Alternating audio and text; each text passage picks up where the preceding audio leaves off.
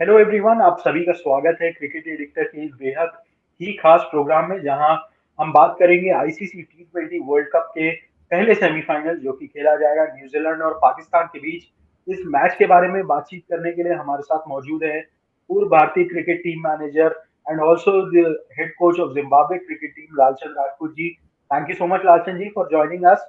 लालचंद जी, अगर बात करें न्यूजीलैंड और पाकिस्तान की, Pakistan obviously looking at one stage in the super 12, कहीं से भी ये नहीं लग रहा था कि they will make it to the semifinals, but eventually they have done it. And of course it comes with a certain bit of luck, but they played good cricket in the last 3 games that they played. तो लेकिन एक area of criticism या एक बहुत बड़ा concern जो कि दिखा है पाकिस्तान ने, वो कहीं ना कहीं टॉप ऑर्डर का कांस्टेंट फेलियर और उनका अच्छे से क्लिक होना नहीं है। बाबर आजम ने 50 रन भी नहीं बनाए अभी इस वर्ल्ड कप में। मोहम्मद रिजवान ने केवल 103 रन बनाए 100 के स्ट्राइक रेट से, और शान मसूद ने भी लगभग 115 के स्ट्राइक रेट से ही बल्लेबाजी की है। तो आपको लगता है कि टॉप ऑर्डर में थोड़ा शफलिंग एंड चेंजेस की जरूरत है गोइंग इनटू दिस विकेट? सी देखिए, एज यू सेड कि ठीक है, उन लोग अभी सेमीफाइनल में आ गए हैं। They played well in the last 3 games, that's for sure. क्योंकि उनकी स्टार्ट अच्छी नहीं हो रही थी बिकॉज उनके ओपनर्स फायर नहीं कर रहे थे। अभी भी उनके जो टॉप ऑर्डर बैट्समैन है फायर नहीं कर रहे हैं। रिजवान ने खाली एक ही 50 किया है, बाकी तो कोई रन नहीं किए हैं। शान मसूद ने किया एक मैच में 50। But once you enter in the semi-final, your top order has to fire. That is for sure. Their bowling is very strong. They got very good fast bowlers. They got a very good leg spinner, Shadab, then Nawaz, left arm spinner. But you have to back up with a good batting lineup as well. So they are depending very heavily on Babar and Rizwan, which they are not clicking yet. Maybe because that momentum they have got now, they are qualified, their confidence level is high. तो क्या होता है ना कि एक team को एक moral booster मिलता है कि नहीं, अब हम क्वालिफाई हुए हैं, अभी हमको छोड़ना नहीं है।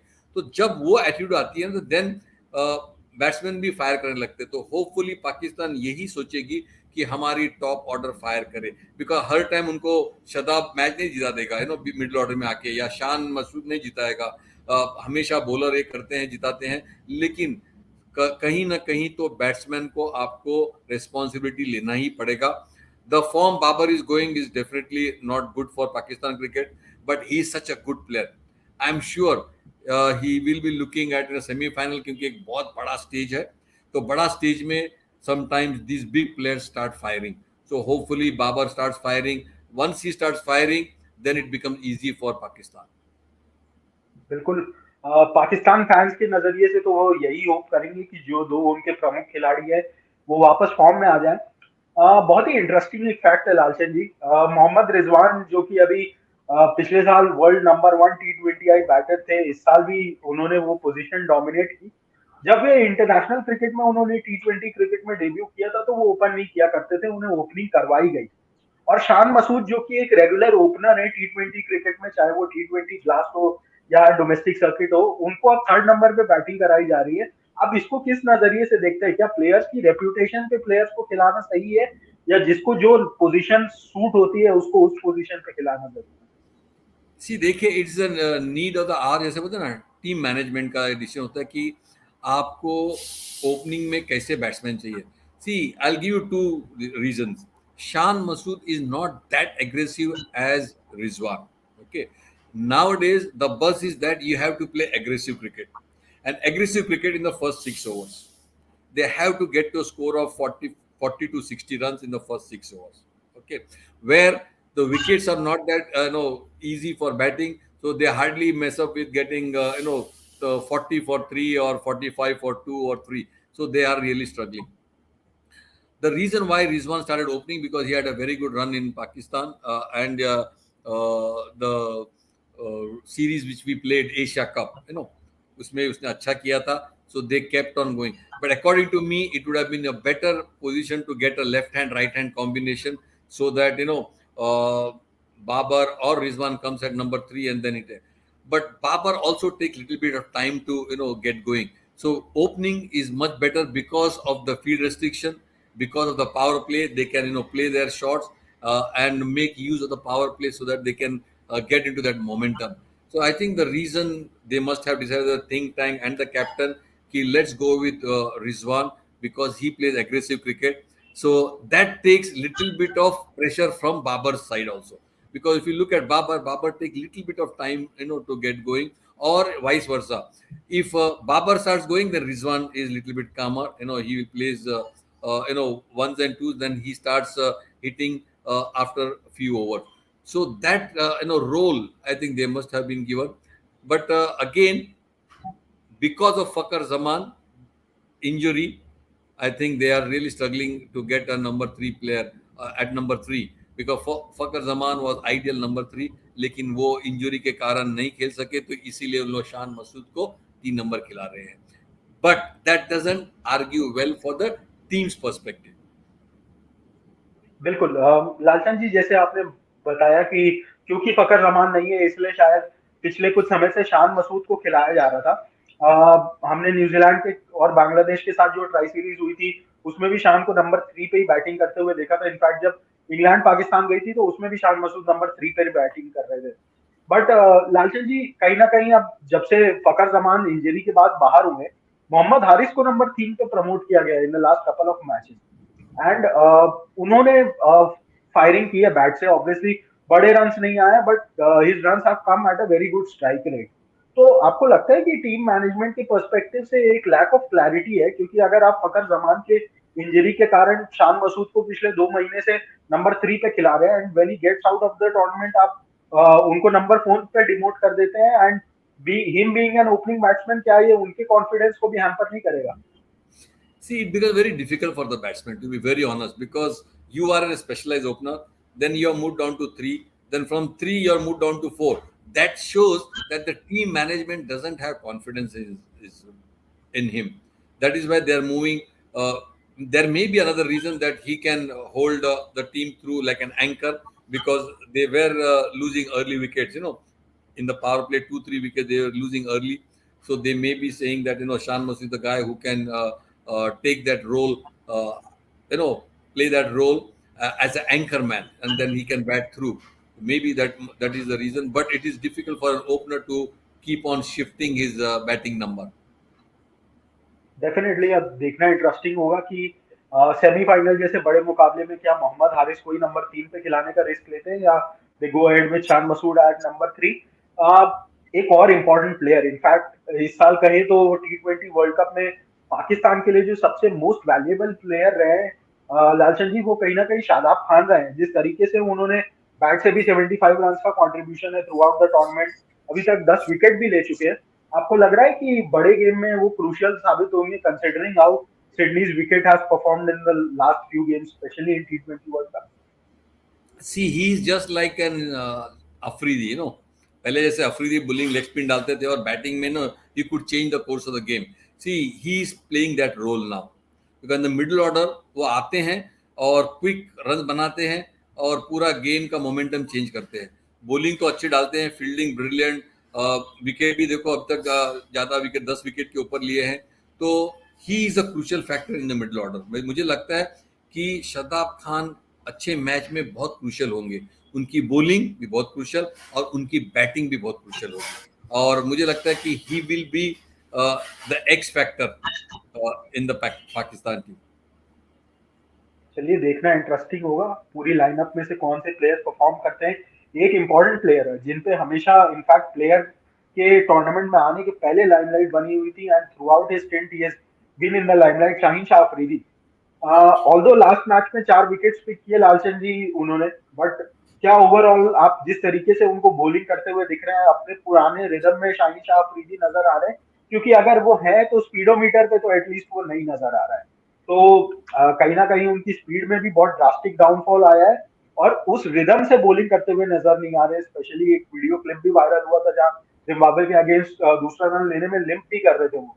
तो जब रोहित शर्मा आकर प्रेस कॉन्फ्रेंस में ये बोलते हैं कि मेरे लिए जसप्रीत बुमराह का करियर एक वर्ल्ड कप से ज्यादा इंपॉर्टेंट है, क्या पाकिस्तान जैसी टीम्स को भी उसी अप्रोच के साथ नहीं आना चाहिए? क्या एक प्लेयर का पूरा करियर एक टूर्नामेंट के लिए दांव पे लगाया जा सकता है?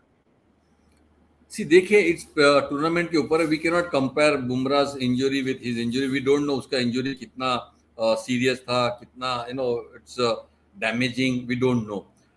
The physios are there, the doctors are there, they assess and say कि no इसको.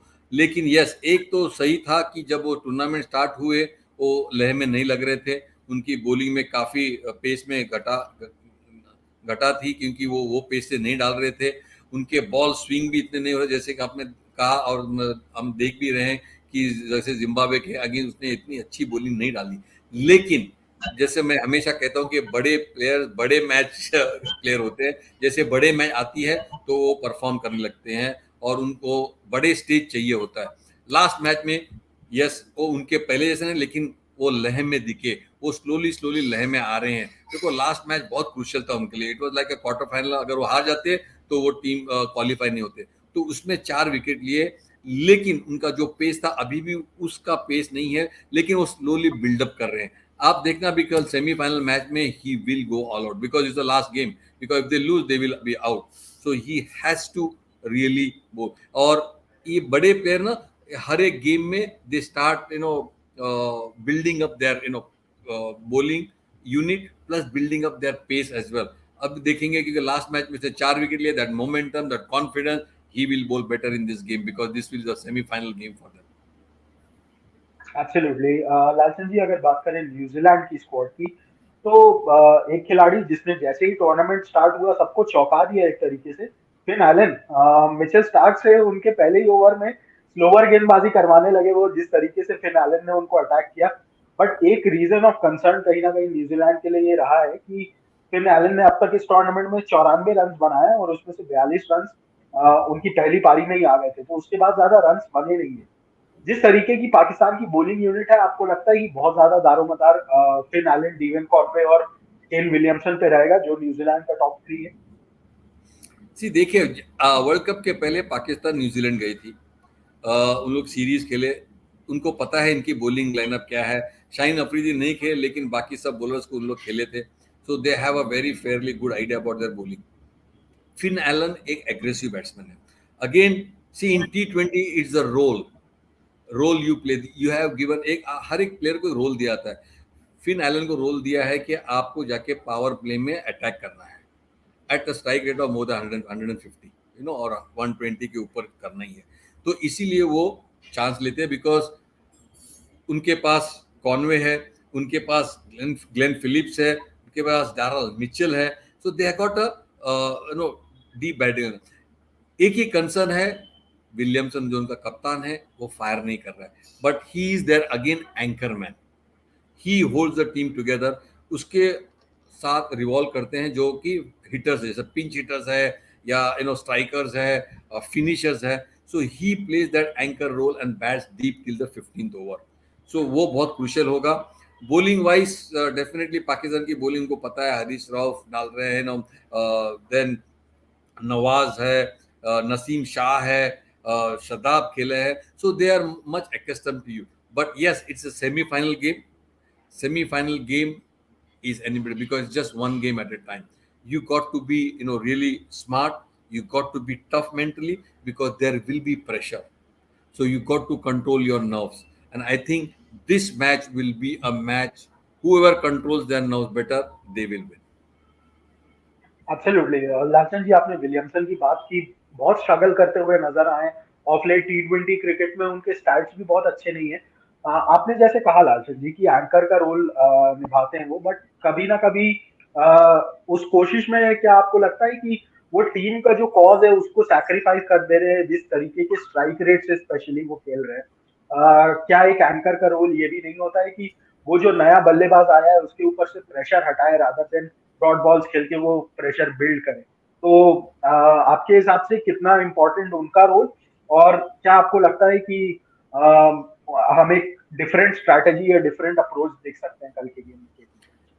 सी देखिए, विलियमसन जब आईपीएल में भी खेलते हैं ना, उसका अप्रोच डिफरेंट होता है. पहले 6 ओवर में क्या कैसे खेलते हैं, मिडिल ओवर में कैसे खेलते हैं, और लास्ट में अगर वो बैटिंग करते हैं तो he is a good striker. वो अच्छे मारता भी है, ऐसा नहीं है कि वो खाली डॉट बॉल खेलेगा. उसका स्ट्राइक रेट डेफिनेटली 125, 130 और लास्ट में 140 के ऊपर भी जाता है. मेन थिंग है कि he is not in in good nick, I would say, और he is not having good run now. So that confidence level थोड़ा सा ये है. बैट्समैन के लिए क्या होता है कि अगर मेरा रन होता है तो run behind the back, I play even more freely. Then everything comes on because I'm getting in good nick. My bat speed is better, my flow is better. Then I get the gaps better because जब run नहीं होते ना आप मारते तो fielder के हाथ में जाते हैं. Then you get frustrated. Then you play something different shot and get out because you want to force the strike rate and the scoring rate. So ये सब बातें हैं लेकिन Williamson is a very very shrewd cricketer, very smart and he has gone through all those things in the IPL. He was a captain of Sunrise as well, and you have seen 1 year here he did exceptionally well. So that experience will definitely help them, and I'm sure big match, semi-final game. Hope New Zealand will hope that he comes good. Absolutely and Lalchand ji, एक और important player जिसके बारे में शायद उतनी बात नहीं होती है या उतना लाइमलाइट में नहीं आता, जब न्यूजीलैंड की बॉलिंग लाइनअप की बात करें तो हर कोई टिम साउदी और ट्रेंट बोल्ट की बात हमेशा करते हैं, बट इस सोडी और मिचेल सैंटनर जिस तरीके से ये दो गेंदबाज मिडिल ओवर्स में प्रेशर बना के विकेट निकाल के ले जाते हैं, आपको क्या लगता है न्यूजीलैंड के चांसेस के लिए ये दो प्लेयर्स कितने क्रूशियल है, क्योंकि इनका बैट से भी कंट्रीब्यूशन इनवैल्यूएबल है? See, they got the best spinners. Let's be very honest. उनके पास काफी अच्छे स्पिनर्स है. सैंडनर आईपीएल भी खेला, उनको काफी एक्सपीरियंस है. काफी एक्सपीरियंस है. एशियन बैट्समैन लोग को डालना तो Pakistani players are good against spin, so they know कि इंडियन बैट्समैन के he has become more smarter. Same with Southee because Southee played in the IPL with Rajasthan Royals, काफी टीमों के साथ खेला है. सो उसका एक्सपीरियंस और एक्सपोजर भी काफी अच्छा है, and that will count now because Pakistan, some players are very good players of spin bowling, or most of the players. So how you can tackle that? That's very important. Which are the areas they will try to, fox the batsman, or they will not allow the batsman to score. So those all things will be going through their mind in their management with the analysts. Which are the areas we have to bowl, where are the areas we don't have to bowl. Those things, because Pakistani batsmen are good players of spin bowling.